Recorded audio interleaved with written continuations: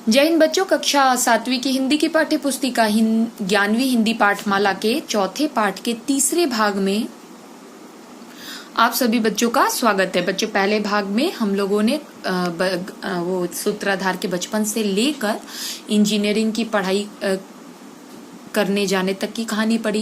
फिर दूसरे भाग में हम लोगों ने जब वो उसी कस्बे में इंजीनियर बनकर उसी जिले के कस्बे का दौरा करने आता है जहां पर उसका बचपन बीता था, और वो गया से मिलता है, और फिर एक बार दोनों मतलब सूत्रधार और उसका मित्र गया दोनों ही गुल्ली डंडा का खेल खेलते हैं। ठीक है, तो हमने वहां तक पढ़ा और किस प्रकार जो सूत्रधार है वो अभी भी धोखेबाजी कर रहा है। ठीक है, धोखाधड़ी खेल में कर रहा है, और गया प्रत्युत्तर में कुछ नहीं कहता, क्योंकि अब वह अमीर और गरीब का जो दोनों के बीच में जो अंतर था उसको समझता है, और वह मानता है कि जो अब वो बड़े हो चुके हैं और अब वो बचपन के वो मित्र नहीं रहे जहां पर हट किया जाए और अपना इस धोखाधड़ी के लिए अपने हक के लिए खेल में जैसे दोस्त आपस में लड़ते हैं वो किया जाए। ठीक है, अब आगे पढ़ते हैं। तो बच्चों, दूसरे भाग में हमने कहाँ तक पढ़ा था कि क्या होता है कि गया ये जो सूत्रधार होता है वो गया को उसका दान दे देता है। ठीक है, अच्छा, अब क्या होता है, क्योंकि गया जो है वह बचपन की भांति सूत्रधार के साथ नहीं खेलता है, तो क्या होता है कि वह एक बार में ही पहले ही दांव में वह हार जाता है। ठीक है, तो बाद में सूत्रधार क्या कहता है कि भाई कोई बात नहीं, एक दांव तुम और खेल लो। ठीक है, तो कहता है नहीं भैया, अब अंधेरा हो गया है, तुम तो पहले ही दांव में हार गए। तो कहता नहीं भैया, अब अंधेरा हो गया है। फिर गया ऐसा कहता है कि अब अंधेरा हो गया, रहने दीजिए। तो सूत्रधार कहता है लगता है तुम्हारा अभ्यास छूट गया है, क्या कभी नहीं खेलते? खेलने का समय कहाँ मिलता है? गया कहता है कि खेलने का समय नहीं मिलता है भैया। अच्छा, अब इसके बाद दोनों ही मोटर गाड़ी पर जा बैठते और चिराग जलते जलते पड़ाव तक पहुंच गए। ठीक है, मतलब शाम का दिया जलते जलते वो लोग अपने पड़ाव मतलब वहीं पर डाक बंगले में पहुंच जाते। चलते चलते बोला कल यहाँ गुल्ली डंडा होगा, मतलब गुल्ली डंडा का एक खेल होगा, सभी पुराने खिलाड़ी खेलेंगे, आप भी आओगे, जब आपको फुर्सत हो तभी खिलाड़ियों को बुलाऊं। अच्छा, गया जाते जाते कहता है कि देखो मित्र, यहाँ पर फिर गुल्ली डंडा का खेल होगा, अगर तुमको जब फुर्सत हो तब कहो, तभी मैं खिलाड़ियों को बुलाऊंगा। तो सूत्रधार कहता है कि कोई बात नहीं, मुझे तुम शाम का समय दे दो। ठीक है, दूसरे दिन वह मैच देखने आता है। कोई 10 आदमियों की मंडली थी। अच्छा, 10 लोग होते हैं, कई मेरे लड़कपन के साथी निकले। अच्छा, बहुत सारे तो बचपन के साथी होते हैं, बहुत सारे युवक थे, मतलब छोटे छोटे बच्चे होंगे जो अब जवान हो चुके होंगे। ठीक है, जिनको तो सूत्रधार पहचान नहीं पाया। खेल शुरू हो जाता है, मैं मोटर पर बैठा तमाशा देखने लगा ना, मतलब खेल देखने लगा। ठीक है, आज गया का खेल, उसका यह नैपुण्य देखकर मैं चकित रह गया। अच्छा, नैपुण्य मतलब बिल्कुल निपुणता के साथ, बिल्कुल अच्छे तरीके से, है ना, दाव पेच और सब कुछ देख के वो बिल्कुल चकित रह गया कि शाम को जब मेरे साथ गया खेल रहा था तो मुझे तो लगा कि वो खेल ही नहीं पाता, लेकिन कितनी निपुणता के साथ यह खेल रहा है। टांड लगाता तो गुल्ली आसमान से बातें करती, कल की सी झिझक, वह हिचकिचाहट, वह बेदिली आज न थी। अच्छा, वो कहता है कि जैसे वह मेरे साथ खेल रहा था, झिझक था, जैसे संकोच था, हिचकिचाहट थी उसके मन में, बेदिली मतलब बिना मन का खेल रहा था, वह तो आज बिल्कुल नहीं थी। लड़कपन में जो बात थी आज उस प्रौढ़ता प्राप्त कर ली थी। अच्छा, वो कहता है कि जैसे गया बचपन में खेलता था, अब तो वो इससे कहीं ज्यादा बड़ा हो चुका है, और बहुत ही प्रौढ़ता मतलब वो खेल भी और बचपन की बातें भी बड़ी हो चुकी हैं। कहीं कल इसने मुझे इस तरह पदाया होता तो मैं जरूर रोने लगता। ठीक है, इसके डंडे की चोट खाकर गुल्ली 200 गज की खबर लाती थी, मतलब 200 गज की खबर लाना मतलब इतनी दूर चली जाती थी। अगर कल गया मुझसे ऐसे खेलता तब तो मैं तो बिल्कुल रोने ही लगता। पदने वालों में एक युवक ने धांधली की। अच्छा, जैसे धांधली करना मतलब एक ने धोखेबाजी की, उसने अपने विचार से गुल्ली रोक ली थी। ठीक है, गया का कहना था गुल्ली जमीन में लगकर उछली थी, इस पर दोनों में ताल ठोकने की नौबत आ गई। अच्छा, ठीक है, दोनों ही तन जाते हैं। पदने वाला जो युवक होता है कहता है कि नहीं, गुल्ली मैंने रोक ली थी, लेकिन गया कहता है कि नहीं, वो जमीन पर लगी थी। तो अब दोनों में ताल ठोकने की नौबत आ जाती है। युवक दब गया, गया का तमतमाया हुआ चेहरा देखकर डर गया। अच्छा, अब तो गया बहुत क्रोधित हो जाता है, कहता है तुम झूठ बोलते हो, और वो इतना तमतमा जाता है, इतना गुस्से में तमतमा जाता है कि ये जो युवक होता है वो डर जाता है। अगर वह दब ना जाता तो जरूर मारपीट हो जाती।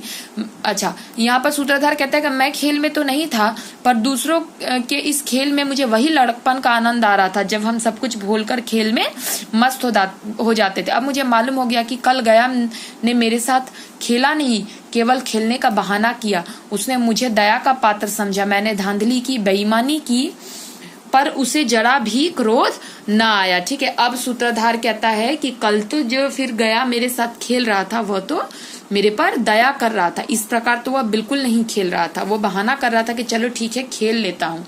ठीक है, इसलिए कि वह खेल ना रहा था, मुझे खिला रहा था, मेरा मान रख रहा था। अब यहाँ पर सूत्रधार क्या कहता है कि अब मुझे लगता है कि गया जो था वो मुझे मेरे साथ खेल नहीं रहा था, मुझे खिला रहा था, क्योंकि मैं खेलना चाहता था, वह मेरा मान रखना चाहता था। वह मुझे पदाकर मेरा कचूमर नहीं निकालना चाहता था। अच्छा, पदाकर मतलब मुझे हराकर मेरा कचूमर मतलब मेरी एक तरीके से बेइज्जती नहीं करना चाहता था। मैं अफसर हूँ, यह अफसरी मेरे और उसके बीच दीवार बन गई है। अच्छा, अब यहाँ पर सूत्रधार कहता है कि मैं अब अफसर बन चुका हूँ और यह अफसरी मेरे और गया के बीच मतलब मेरे और मेरे मित्र के बीच, मेरी मित्रता के बीच एक दीवार बन गई है। अब मैं उसका लिहाज पा सकता हूँ, मतलब उसकी शर्मो झिझक अदब पा सकता हूँ। ठीक है, उसका लिहाज मतलब वो किस तरीके से मेरा सम्मान करता है, अदब करता है, वो पा सकता हूँ। साहचर्य नहीं पा सकता। वह साहचर्य मतलब वह साथ, ठीक है, बचपन का वह साथ नहीं पा सकता। लड़कपन था तब मैं उसका समकक्ष था। अच्छा, जब मैं छोटा था, बचपना था, हम दोनों बराबरी के थे। समकक्ष मतलब बराबरी के, हम में कोई भेद न थे, हम में कोई अंतर नहीं था। यह पद पाकर अब मैं केवल अपनी उसकी दया के योग्य हूँ। वो कहता है कि अब इस पद को पाकर, अब इंजीनियर के पद को पाकर मैं अपने मित्र के दया का पात्र हूँ। ठीक है, वह मुझे अपना जोड़ नहीं समझता, अब वो मुझे अपना जैसा नहीं समझता। वह बड़ा हो गया है, मैं छोटा हो गया हूँ। और इस प्रकार क्या कहते हैं सूत्रधार कि इस प्रकार तो मुझे लगता है कि वह बड़ा हो गया है और मैं उससे कहीं ज्यादा छोटा हो गया हूँ। ठीक है बच्चों, तो इस कहानी के माध्यम से मुंशी प्रेमचंद हमें क्या बताते हैं? हमें यह बताते हैं कि जो बचपन का समय होता है, जो लड़कपन का समय होता है, वो सबसे स्वर्णिम होता है, सबसे सुखद होता है। हमारी जो मित्रता होती है उसमें कोई भी भेदभाव, ऊंच नीच, बड़े छोटे, अमीर गरीब का कोई भी भेदभाव नहीं होता है। लेकिन ज्यों ज्यों हमारी उम्र बढ़ती है, हम बड़े होते जाते हैं और साथ ही साथ हम कोई व्यवसाय करने लगते हैं तो हमारे अंदर दिखावा पनपने लगता है, जो कि हमारी मित्रता को कहीं ना कहीं कम कर देता है, हमारी समकक्षता को, हमारी नजदीकियों को, हमारी प्रेम को, साहचर्य को बदल देता है और हम कहीं ना कहीं छोटे बनते जाते हैं। कद में तो बड़े बनते जाते हैं लेकिन साहचर्य में, मित्रता में छोटे बनते जाते हैं। ठीक है बच्चों, तो यहाँ पर आपका पाठ समाप्त होता है। आइए पाठ के शब्दार्थ और प्रश्न उत्तर देखते हैं। पाठ के शब्दार्थ है ऐब मतलब अवगुण, बुराई, पदाना मतलब बुरी तरह हराना, शास्त्र विहित मतलब शास्त्रों के अनुसार, क्षम्य मतलब क्षमा करने योग्य मतलब जिसको माफ किया जा सके, हमजोली, गुइया मतलब मित्र, अजूबा मतलब आश्चर्य, वंडर, वशीकरण मंत्र आदि के द्वारा अपने वश में करना, कायदगी मतलब नियम, नैपुण्य मतलब चतुराई, संचित करना मतलब एकत्रित करना, व्यसन मतलब लत, हर्र मतलब हल्दी, प्रौढ़ता मतलब चतुर होने का भाव, जहीन मतलब बुद्धिमान।